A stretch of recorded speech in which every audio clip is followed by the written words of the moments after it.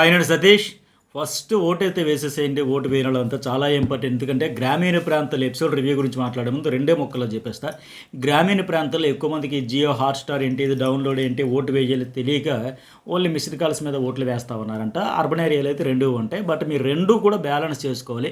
ఈ టాప్ 5లో ఉన్న కంటెస్టెంట్‌లో మీ ఫేవరెట్ కంటెస్టెంట్‌ని ఏ పొజిషన్‌లో చూడాలి అని మీకు అనిపిస్తే ఒక డౌట్ కూడా అడిగారు. అన్న ఇప్పుడు హాట్‌స్టార్‌లో ఒకే మొబైల్‌తో హాట్‌స్టార్‌తో వేసినా లేదా మిస్డ్ కాల్స్ వేసినా ఒకటి కింద కౌంట్ అయితే 2 మిస్డ్ కాల్స్ కౌంట్ వేరు, హాట్‌స్టార్‌తో టచ్ చేసి వేసేది ఆ కౌంట్ వేరు. సో ఒక మొబైల్‌తో ఇందులో వేస్తే 2 ఓట్ల కింద కౌంట్ అయితే అలాంటి డౌట్స్ అక్కర్లా. బట్ 2 వేయండి మీ ఫేవరెట్ ఎవరైనా ఉంటే. తర్వాత మళ్ళీ అయ్యో అట్లా అయింది ఇట్లా అయింది అనుకోకుండా. ఎందుకంటే చాలా టఫ్ అయితే ఫైట్ అయితే ఉంది. అది సూట్ కేస్ రేసులో కావచ్చు, టైటిల్ విన్నర్ రేసులో కూడా కావచ్చు. సరే ఎపిసోడ్ వైజ్ ఫస్ట్ మాట్లాడుకుందాం. ఇక్కడ నిజంగా ఫస్ట్ మీకు ఏమనిపించింది కాన్వర్జేషన్లో డీమన్ పవన్ అండ్ తనుజకు సంబంధించి ఆ అమ్మాయి లిమిట్ క్రాస్ చేస్తున్నాడు, కామెడీకి కూడా ఒక హద్దు ఉంటుందని చెప్పింది కదా. ఇంతకీ వీళ్ళ కాన్వర్జేషన్ మీరు క్లియర్గా అబ్జర్వ్ చేసి ఉంటారు. ఎవరు లిమిట్ క్రాస్ చేశారు ఫస్ట్ ఒక కామెంట్ పెట్టండి.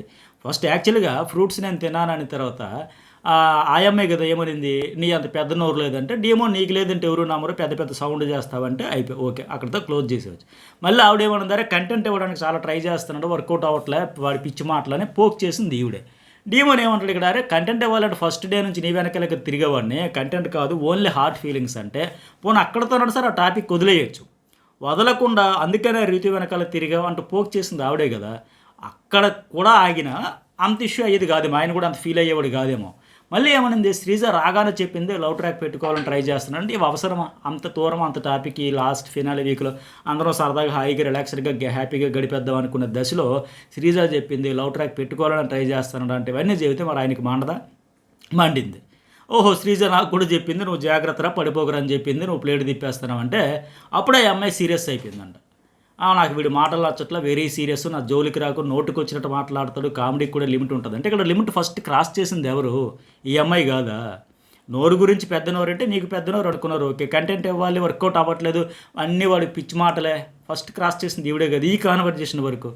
మరి ఆయన కూడా ఏంటి నా హార్ట్ ఫీలింగ్స్ అని చెప్పిన తర్వాత కూడా మళ్ళీ రీతి వెనక్కి తిరిగావా, శ్రీజ రాగానే చెప్పింది లవ్ ట్రాక్ ట్రై చేస్తున్నాడు, ఇవన్నీ దాటేసింది ఆవిడే కదా. మరి ఆయన అంటే తప్ప కోపమా అంటే ఇవిడిది ఎట్లా ఉందంటే మరి ఇమాన్యుయల్ సంజన అందరూ చెప్పినాక మళ్ళీ ఆవిడ కూడా అర్థమయ్యి ఇప్పుడు ఆయన కూడా అనొచ్చు కదా కంటెంట్ కోసం అట్లా చేస్తుంది ఎట్లా చేస్తుందని.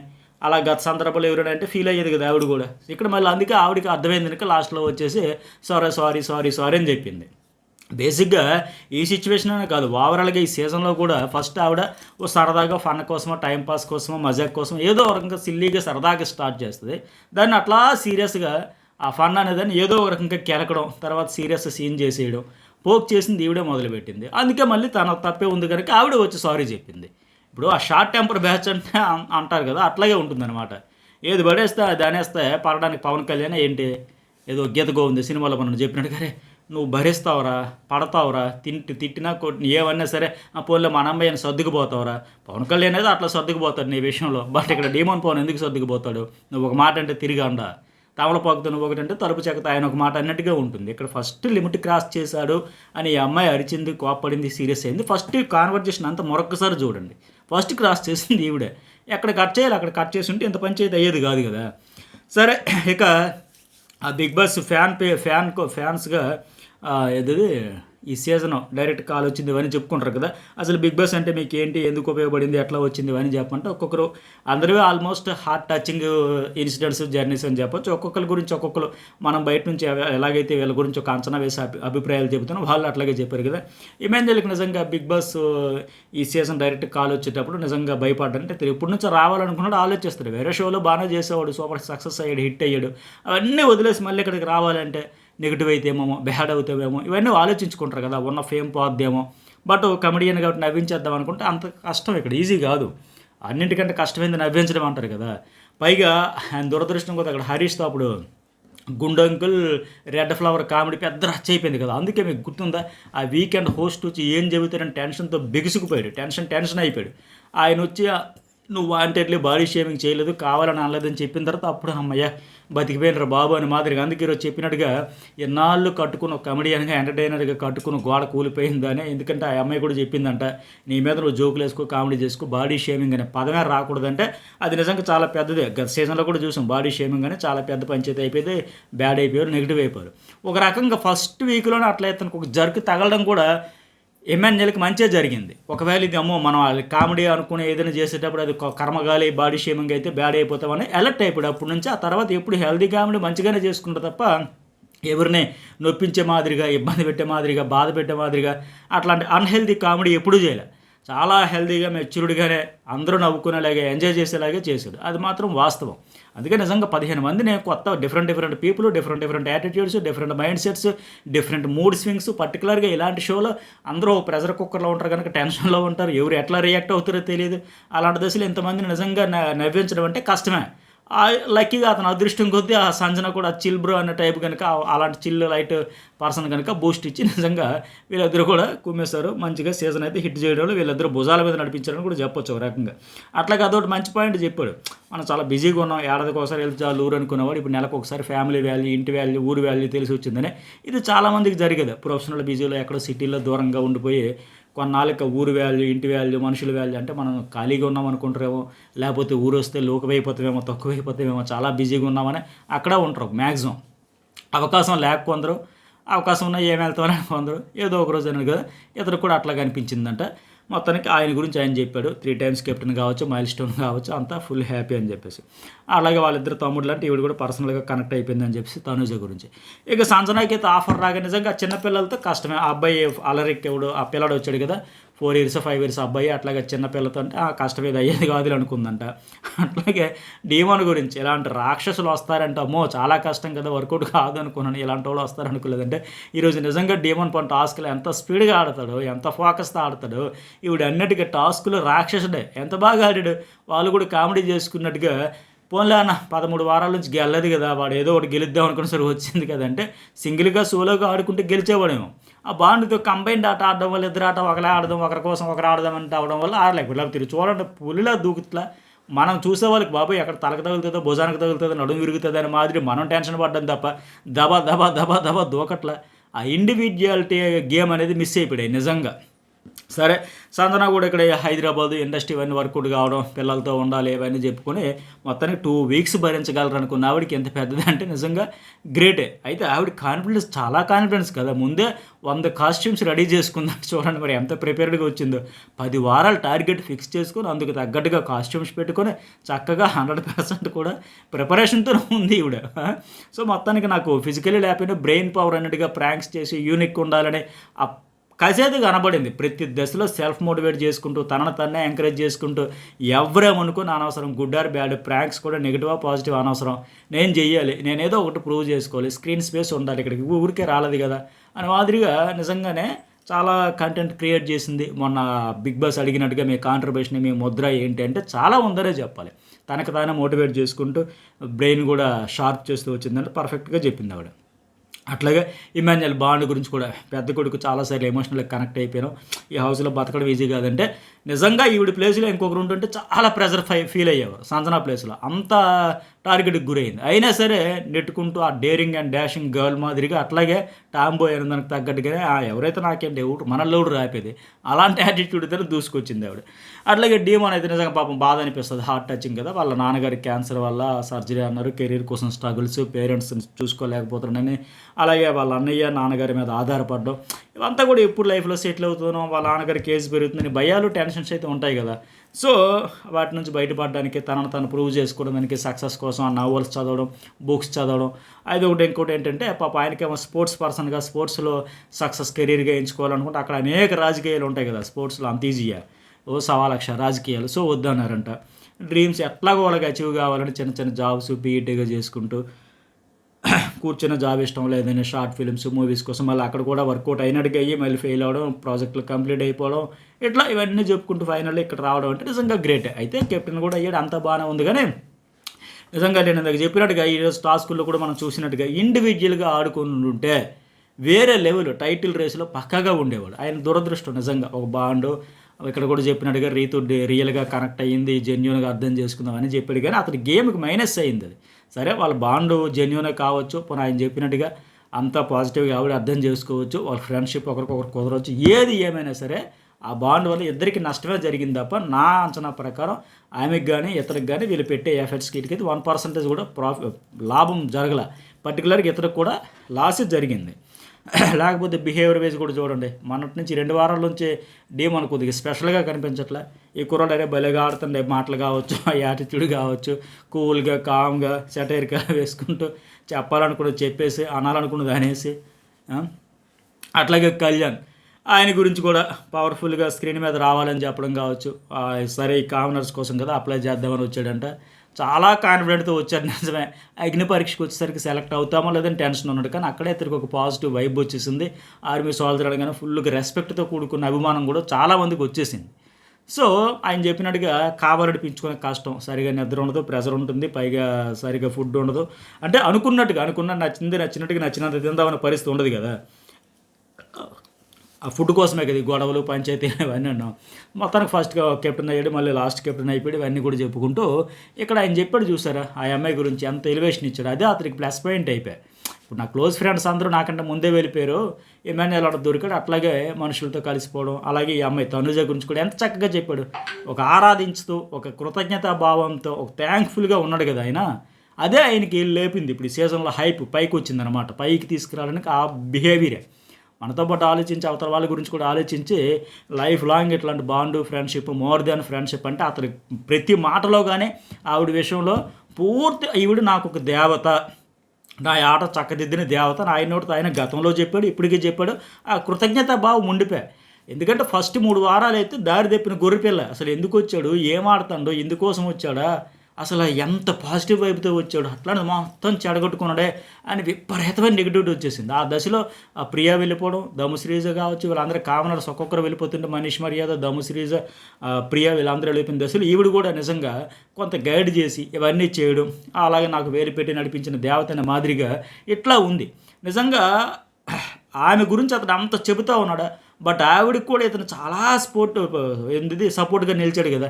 ఒక మారల్ సపోర్ట్, కాన్ఫిడెన్స్, ఎవరు లేరనుకున్న దశలో అన్ని వేళలా ఇతను ఉన్నాడు కదా. ఒక భరణి కావచ్చు, మాధురి కావచ్చు, వచ్చినా వెళ్ళినా ఇతను మాత్రం ఫస్ట్ నుంచి ఆవిడకి ఇతనికి ఎప్పుడైతే ఒక ఫ్రెండ్షిప్ వైబ్ సెట్ అయిందో ఇక ప్రతి దశలో కూడా ఆయన ఉన్నాడు కదా. నీ వెనక నేను ఉన్నానని. బట్ ఆవిడైతే ఎప్పుడూ చెప్పదు, భరణికే చెప్పలేదు, ఇతని గురించి ఏం చెప్పిద్ది. అయితే అతనికి ఆ ఫీలింగ్ ఉంది. అలాంటి నేపథ్యంలో అతనేమో అత కృతజ్ఞతా భావంతో ఈవిడ నా పాలుడి దేవత, నన్ను నడిపించడానికి వచ్చిన దేవత అని ఒక ఆరాధనా భావంతో ఆయన ఉన్నాడు.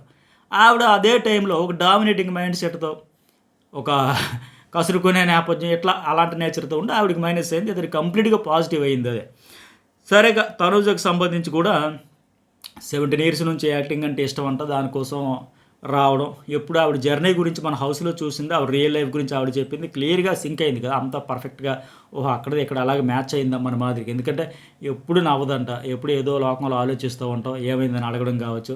అట్లాగే వాళ్ళ డాడీకి ఇష్టం లేకుండా రావడం. ఫస్ట్ ఒక ప్రముఖ సంస్థలో ఉంది కదా అన్నపూర్ణ స్టూడియోలోనే, వాళ్ళ దగ్గర ఆఫర్ వచ్చిందంట ఆవిడకి.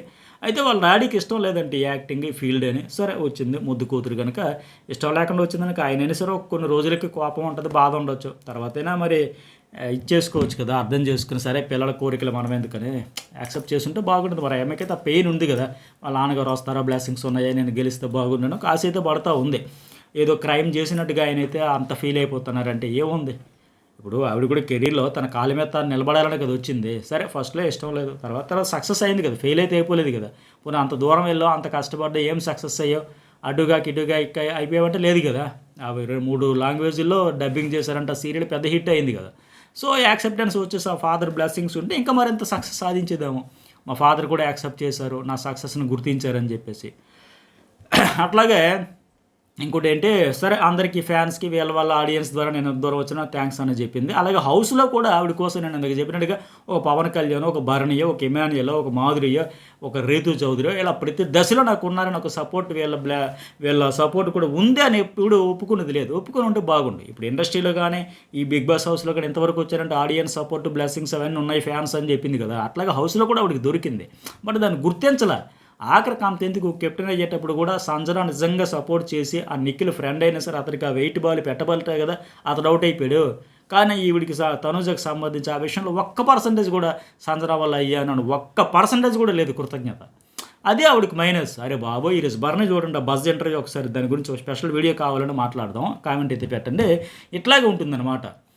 సో ఇంకా ఆవిడేంటంటే పోన్లో ఇక్కడికి వచ్చాక అన్నీ నేర్చుకున్నాం, ఉన్న దాంట్లో సర్దుకుపోవడం, మనుషులంటే భయపడిందని మనుషులతో కన్సిడర్ చేశారంటే అంతా ఓకే. కాకపోతే ఆవిడ దురదృష్టం ఏంటంటే ఇప్పుడు ఇక్కడ ఆవిడ జర్నీ గురించి, ఆవిడ పర్సనల్ లైఫ్ గురించి, ప్రొఫెషనల్ గురించి, ఆవిడ యాటిట్యూడ్, ఆలోచన విధానం గురించి ఏదైతే చెప్పిందో హౌస్లో కూడా అట్లాగే ఉండేది. స్టార్టింగ్లో భయంగా, కాన్ఫిడెన్స్ తక్కువగా ఆవిడే చెప్పింది. నేను చాలా సెన్సిటివ్, కష్టం ఆడడం ఫిజికల్ టాస్క్లు, బట్ నేను ట్రై చేస్తే ఎంతవరకు చేస్తాను అన్నట్టు చెప్పింది. కానీ రాను ఏమైంది, నువ్వు లేడీ విన్నర్, నువ్వు స్ట్రాంగ్ ప్లేయర్, నువ్వు బాగా ఆడుతాను, నీకు చాలా పాజిటివ్ వైబ్ ఉంది. హోస్ట్ కూడా వచ్చి ప్రతి వారం ఆకాశానికి ఎత్తినట్టుగా మాట్లాడడం, అక్కడ ఆడియన్స్ పేరుతో ఫుల్లీ పాజిటివ్గా ఎంత అనుజ ఫ్యాన్ అది ఇది చెప్పడం, నెగిటివ్ అంతా ఈవిడికి ఏం లేకుండా అంత పాజిటివ్గా చెప్పి కాన్ఫిడెన్స్ కాస్త ఓవర్ కాన్ఫిడెన్స్ అయిపోయి, ఓవర్ యాటిట్యూడ్ అయిపోయి ఒక దశలో ఎట్లా అయిపోయిందంటే ఆ భయం కాస్త పోయి లేడీ విన్నర్ అనేసరికి గౌరవ్ ఇమాన్యుల్ ఒక టాస్క్ ఆడారు, గుర్తుంది కదా, బకెట్లతో వాటర్ పోసి ట్రాన్స్ఫర్ చేసి ఒళ్ళు హోనమే నడువులు ఇరిగిపోయే టాస్క్ అది. ఆ టాస్క్ కూడా నేను ఆడేస్తాను, నేనైతే చించేస్తానంటే సంజన అమ్మ తనుజ నువ్వు ఆడలేదికి బతికిపోయి సంతోషించంటే ఆ మాట అన్నందుకు సంజన నా వారం నామినేషన్ చేసింది. ఆ టాస్క్ ఏంటి, ఏ టాస్క్ అయినా నేను ఆడేస్తాను మాదిరిగా. సో ఇట్లా కాన్ఫిడెన్స్ ఉండొచ్చు, ఓవర్ కాన్ఫిడెన్స్ అయిపోయి అది ఓవర్ అగ్రెసివ్గా అయిపోయి ఓవర్ యాటిట్యూడ్ అయిపోయి దానివల్ల ఆవిడకి డ్యామేజ్ కూడా జరిగింది. ఏంటి అలాంటి టాస్కులు కూడా ఆడేస్తారన్నా మరీ నవ్వుకోరా, చాలేమో మరీ అతి చేస్తామని మాదిరిగా ఇలాంటి వల్ల చెప్పే కదా. కెప్టెన్సీ కూడా నిజంగా సంజన కోఆపరేట్ చేయకపోతే, హెల్ప్ చేయకపోతే, నిఖిల్ ఈవిడ ఉండేటప్పుడు కత్తి ఎలా పట్టుకునేటప్పుడు ఎవరో అయ్యేంటి వరకు కామెంట్ పెట్టండి, ఫిజికల్గా పోనీ చూసినా సరే. ఇక నెక్స్ట్ వన్ వీళ్ళు ఆ కెప్టెన్సీ బ్యాండ్కి అయితే హంగామా చేస్తారు, సందరిగా హడావిడిగా చేసి పెట్టేశారు. నెక్స్ట్ వన్ ఇంకోటి వన్స్ మోర్ లాస్ట్ టైం టాస్క్లు అనేటప్పుడు special treats player of the అని చెప్పేసి ఆత్మీయుల నుంచి ప్లేయర్ ఆఫ్ ది డే అంట, ఆత్మీయుల నుంచి మెసేజ్ అన్నారు కదా. ఆ క్యూబ్స్ టాస్క్ అయితే బాగా ఫన్నీగా ఎంజాయ్ చేశారు. మొత్తానికి హోల్డ్ చేస్తూ ఫ్రేమ్లో పెట్టాలంట, జంటలుగా ఆడాలంటంతో అట్లాగే ఆయనకి ఏంటి పవన్ కళ్యాణ్కి ఇమాన్యుల్తో ఆడాలని ఉంది. మొన్నటి వరకు ఆ పేరు హిట్ పేరులాగా ఉన్నారు కదా, మన ఇద్దరు ఆడితే బాగున్నాను. కానీ అక్కడ తనుజ వంటకు అంత ధైర్యమా, నేను ఆయనతో ఆడాలనుకుంటున్నాను, అమ్మో ఏమంటుందో ఎలా రియాక్ట్ అవుతుందో, ఆవిడ ఏది చెప్తే అదే కదా మనం అన్నట్టు ఉంటుంది కదా భయం. ఇంకా జంటలు అనేసరికి ఆవిడే చెప్పేసరికి అమ్మయ్య పోలే నాకు పెద్ద సమస్య తీరింది, నేను ఇమాన్యుల్ అన్నతో ఆడాలని ఉన్నా సరే నీతో ఆడను అంటూ నా పేరు చెబితే ఏమంటావో, ఎలా సిరాగపడతావో, ఎలా కోపం పడతావో అని మాదిరిగా భయంతో కూడిన ఆవిడే చెప్పేసరికి ఒక ఆనందం, హ్యాపీ పండుగ చేసుకున్నాడు. ఇంకా అట్లాగే Kalyan versus Tanuja, demon versus కదా, ఏమన్నా ఫన్. అయితే ఆ చికెన్ బర్గర్స్ అవి అందరికీ ఇవ్వచ్చు కదా బిగ్ బాస్ అనిపించింది. గెలిచిన వాళ్ళకి సరే ఇప్పుడు ఆ స్టార్స్ ఇస్తావనో అట్లాగే వాళ్ళ మెసేజ్ ఏదైతే ఇస్తానో ఓకే. పోనీ ఫుడ్ కూడా ఈ వీక్ కూడా లాస్ట్ వీక్ వచ్చింది కదా, అందరూ షేర్ చేసుకోండి, మీకు నచ్చిన వాళ్ళకి నచ్చినంత ఇవ్వండి, బాగా నచ్చిన వాళ్ళకి ఎక్కువ ఇవ్వండి, పోనీ తక్కువ ఇవ్వండి, మొత్తానికి ఇవ్వండి, అందరూ పంచుకొని తినండి అంటే ఎంత బాగుండేది. నెక్స్ట్ వన్ ఆ గోడ కలర్స్ హోల్ టాస్క్ అయితే నిజంగా డీమోని మెచ్చుకోవాల్సిందే. ఏంది మనం భయపడతాను, బాబాయ్ తలకి తగులుతుందా, భుజానికి తగులుతుందా, నడుము ఇరుగుతుందా, అటు పడతారు ఇటు పడతారు, గుద్దుకుంటారు, అప్పటికి భుజాలు రాసుకొని తలలు పగులుతాయని మాదిరిగా అక్కడ ఫన్నీగా అనిపించలే. అది నిజంగా ఆడేవాడు, వాళ్ళు కూడా అన్నట్టుగా సింగిల్గా సోలోగా ఫస్ట్ నుంచి జర్నీ కొనసాగుంటే 13 వారాలు చాలా టాస్క్లు ఆడదామనుకునే అవకాశం రాలేదంటే అట్లా ఆడింటే వచ్చేదేమో. కానీ ఇక్కడ ఎంత ఫన్నీ అనిపించింది, స్టార్ ఆడితే మ్యూజిక్ అయితే బాగున్నాడు సినిమా అంటే ఆ సినిమా కూడా వేస్తాను నీకు సంజన, నువ్వు దూరిందే 2 బొక్కలు నీకు మళ్ళీ మ్యూజిక్ వేస్తారా, వాళ్ళ స్లాంగ్ అంత ఫన్నీగా ఎంత కామెడీగా అనిపించింది. అది ఇందాక డ్యాన్స్ చేయలేదు కానీ ఇప్పుడు వేస్తారులేరు నీ మ్యూజిక్ అని ఇమాన్యుల్ సంజన కూడా సినిమా వేస్తారులే నీకు, ఫన్నీగా అనిపించలే. నిజంగా ఆ ఫుడ్ గురించి కూడా వాళ్ళు కామెడీ, అయ్యి బాబాయ్ ఏమంటారు నేను పెరిగానం అంటారా, ఎవడో నవ్వుతాడు, నిజంగా పెరిగానంలాగా అనిపించింది. అది అట్లా ఫన్నీగా అనిపించాయి. మొత్తానికి రేపటి నుంచి అంటే ఒక స్టార్ రాకుండా చేస్తామనేసి ప్రిపేర్ అయిపోయారు. మళ్ళీ వాళ్ళు దయతేల్చారు, పోలా నాకు గెలవని అన్న గెలుపు మొహం చూసి అన్నాళ్ళు అయిందన్న, ఎంతసేపు గొడవలు అరుపులు కేకలు, 4 అలకలు, 4 ఏడుపులు, 4 పెడబొబ్బులు, 4 గిల్లు గిచ్చుకోవాలి, ఇవే కదా 13 వారాల జర్నీ. ఇప్పుడిప్పుడే కదా ఆడు కూడా గెలుస్తున్నాడు, ఫ్రీగా మూవ్ అవుతుండే అని మాదిరిగా వాళ్ళు కూడా వదిలేద్దాం రేపటి నుంచనే.